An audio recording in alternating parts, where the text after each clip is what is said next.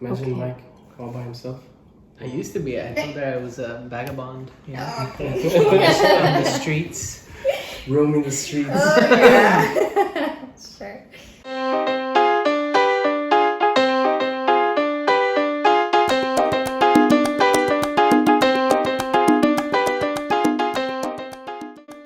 Hey guys, so today we're going to be having some ceviche. We already prepped the ceviche with lime and we cut up all the different ingredients. We got cucumber, cilantro, purple onion, radishes, and of course our serrano pepper. So we're going to dump it all inside.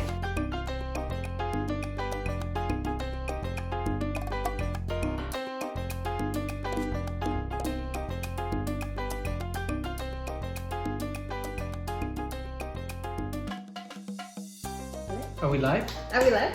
It's on. Yeah. All right. Yay! Woohoo! Well, thank you, Felipe.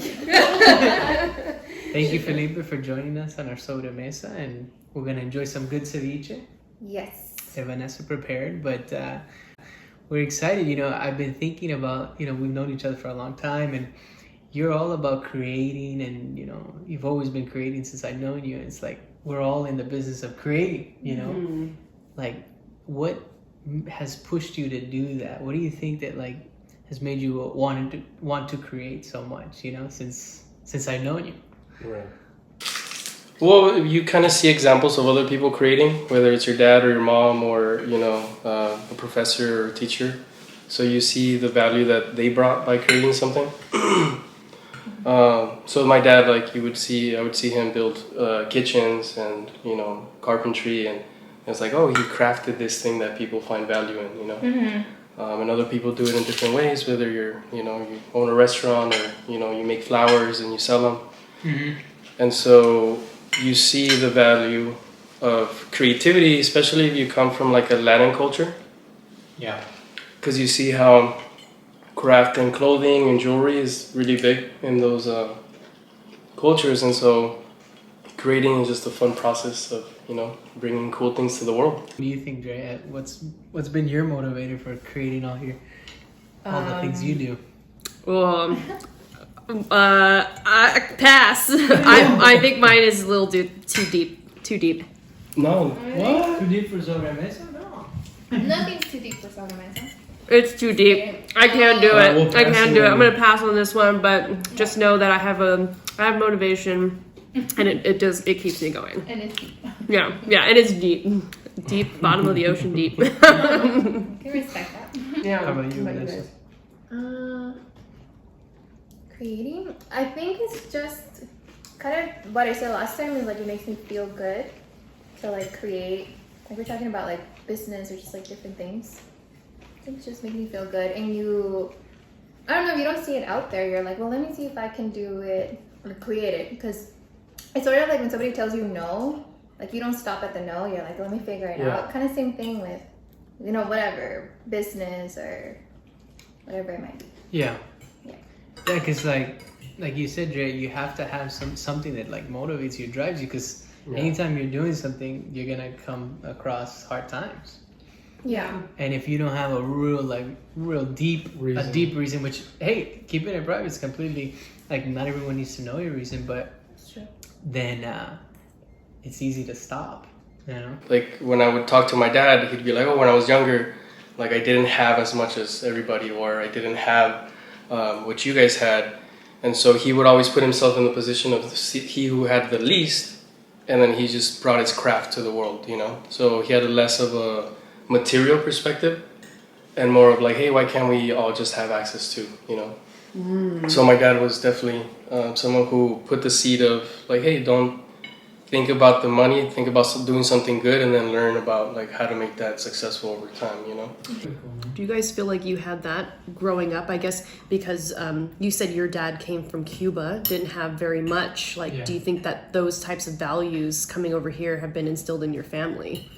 I mean, there's something I've heard talked about called the immigrant edge, they call it. It's like when you come from, or at least you hear the stories, or you've seen how bad it is in some parts of the world. You come into this land and it's like, this is free for all, like opportunity up the wazoo. I couldn't even speak my mind in my previous country.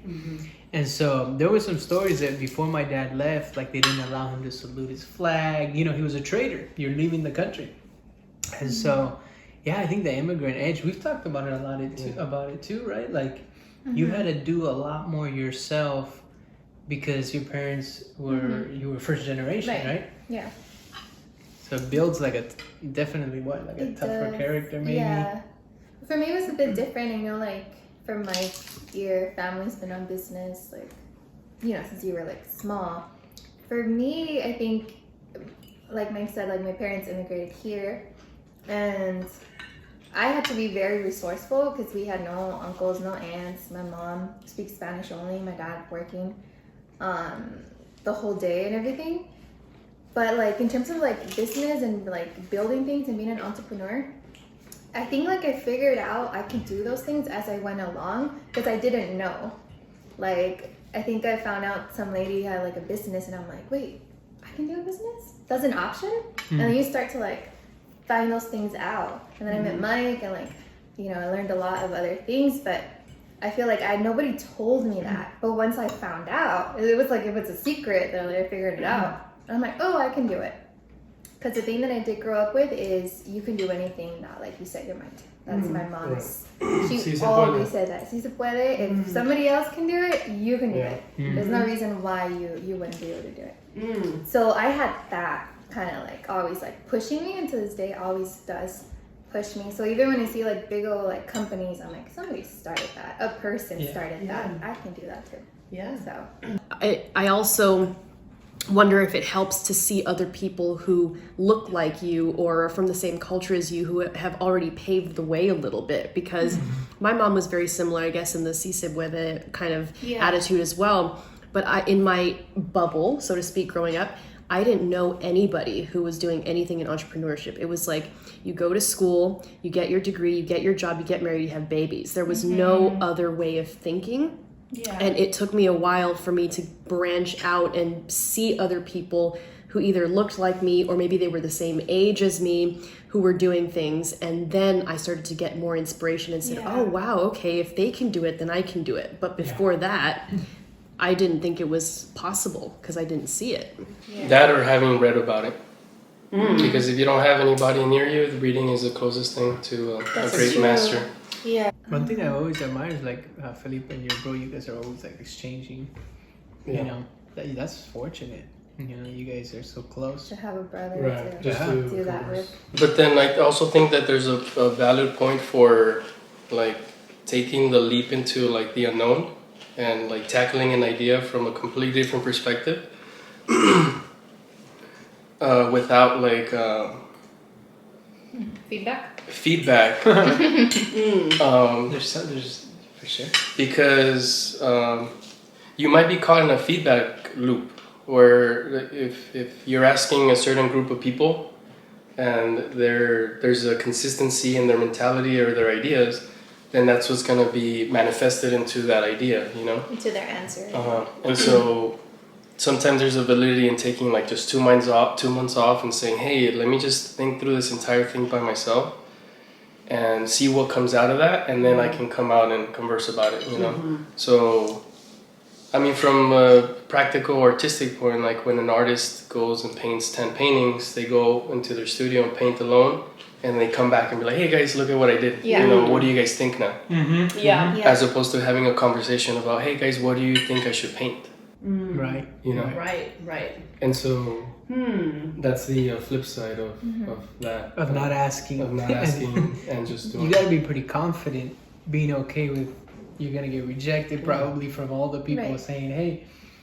Yeah, I have some people that I know who really have some amazing ideas, but they get one person who says, oh, that's not a good idea. Or like, oh, I don't understand why you want to do this. And then they just kind of shut down and they don't want to continue because, I mean, that one thing, you know, it's your vision, you know, and somebody tells someone you. Just took a shit off. Yeah, somebody's like, yeah, this is not good.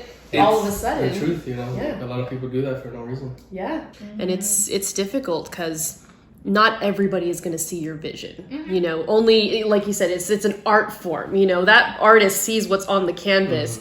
And even once it's on the canvas, it's for a specific demographic. I could go in there and be like, yeah, I don't get this painting. Right. But you could go in there and be like, oh, this painting is everything. I could feel it in my body, you know? Like, who knows? And that's kind of maybe what entrepreneurship is just like, it is your canvas, and you can create whatever you want for, you know, different people, and they will all experience it differently. Beautifully said. Yeah, you have to be careful who you take feedback with, and also be able to like filter, like you said, like, oh, maybe you're not even somebody who would purchase my product or my service or see the value in it. So being able to understand that and put that aside, kind of emotions out of the way, which I know it's hard if you're creating something. It's a great point. It's a great point. Careful who you take advice or listen to. Sarah Blakely, the founder of Spanx, which, okay, you know who she is. I'm like, I don't know if the guys are going to know who she is. Because it's Spanx. Yeah, Jesse, it's Liz White. Oh, right, yeah. So she says, she gave like advice, like when you have an idea, just go and work on it for a year, don't tell anybody, and then come out and show like what you have. Because there's going to be a lot of different voices. Again, like you guys said, people that don't understand what you're doing, or family members that want to protect you, right? Or don't see the vision. So I thought that that's pretty good. A pretty good, I don't know, advice, but at the same time, sometimes you want to bounce off ideas or kind of brainstorm, but I don't know, just balancing both of them. Yeah, it is tough. Like, how do you know that the person you're going to is going to be the best person to offer you that good feedback or bounce those ideas off of you or whatever? Yeah. Even if you hire a coach, you know, somebody who does this professionally. Right. Every coach is different. The way I try to measure it is like, okay, if you give me family advice, like about, let's say, marriage, how's your marriage gone? And so let me, like, okay, if you give me business advice, what have you created? That's why a lot of people, you know, with teachers and stuff, you know, teachers are, you know, in the schools, but some of them have been in practice and actually applied these things, and some of them haven't. That's where I think universities have, like, it's a two-sided sword where, like, it's a great place to be, but it's also a bubble. Where, like, it artificially, like, feeds you certain ideas that aren't true. So, I don't know, like, if you go to school and they're like, hey, he seems like a great person, the school system's designed to make you into a teacher or a professor or something down the line. You know, they're not saying, oh, we want to make entrepreneurs who are free-thinking and are financially free by the time they're 30 or something like that, you know? No, nobody says that, you know? I feel like sometimes that's like an empty promise. Like, a lot of these people are going to go to college and not know what to do after, and then you end up with debt. Like, when I see that, I'm like a little bit like, ugh. There's like other options, right? When we go into like a place of learning, the whole idea is to come up with a new thesis by the time you leave the space, you know? And so like on an undergraduate thesis, you're supposed to come up with ideas about what you think you bring of value and how you're going to communicate that to the community. And so research, I think, has a huge part of it, whether it's like hands-on or applied research. But that's going to allow you to become a critical thinker and then have a thesis to bring to the conversation, and they're like, oh wow, we're so glad that you came here because you bring a different perspective. Which is like, that's the sad part, because in reality, like, universities are supposed to be like the ultimate center of learning.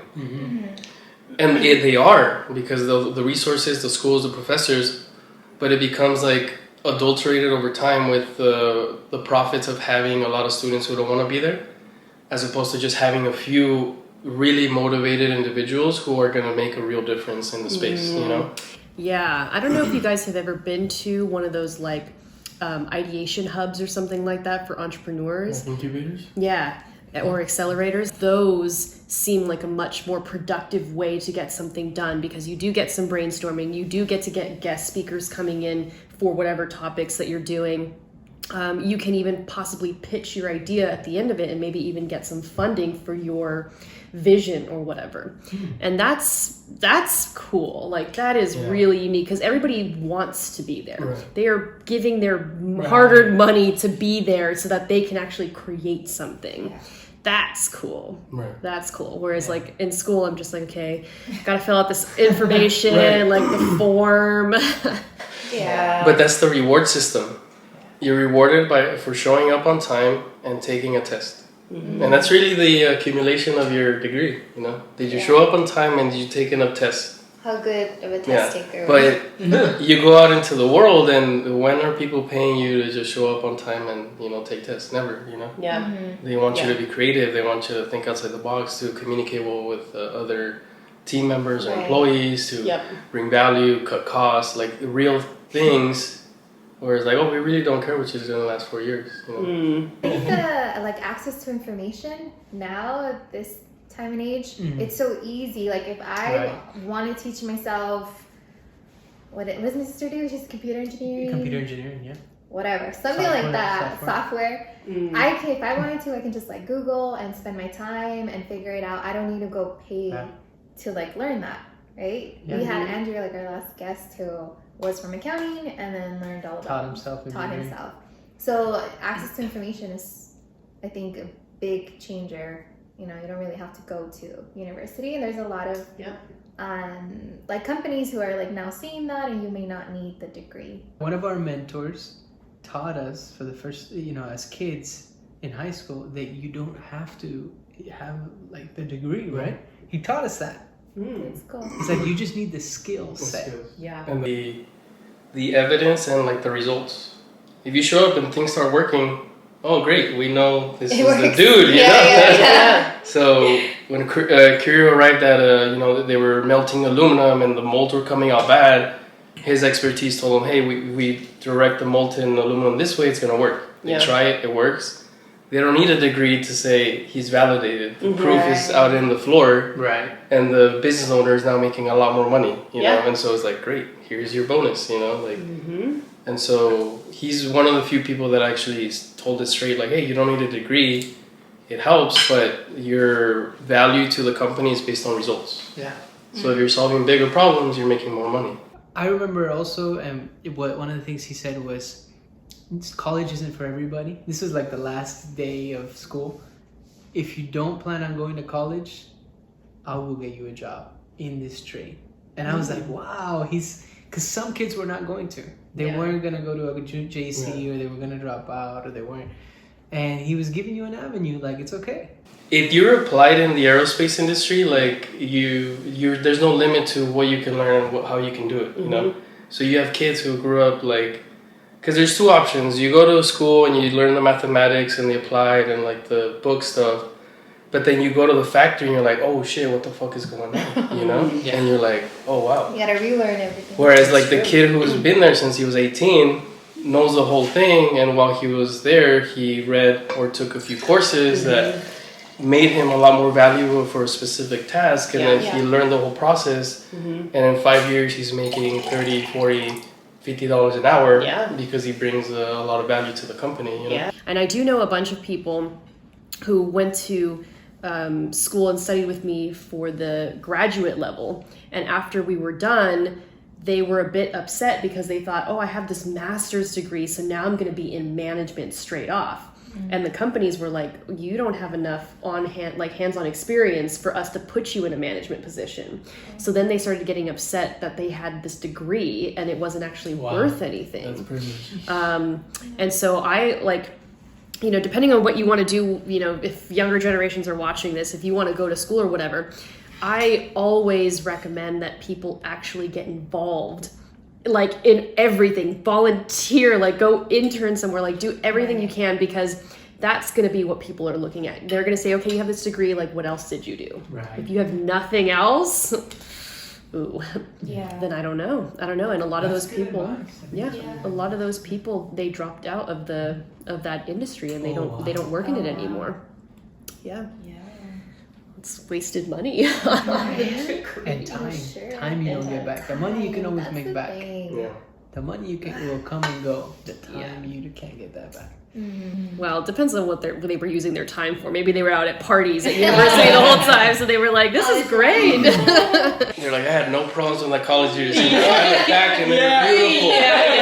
Seriously. Well, Felipe, I appreciate you coming out. We all appreciate you coming out and joining us at the sobreMESA. And, you know, this has to be continued because this is an excellent conversation. Yeah, you know? it is. So, cool. cheers, everybody. Cheers, Gracias. Felipe. Thank you for joining us, Felipe. I didn't get your mic. Oops.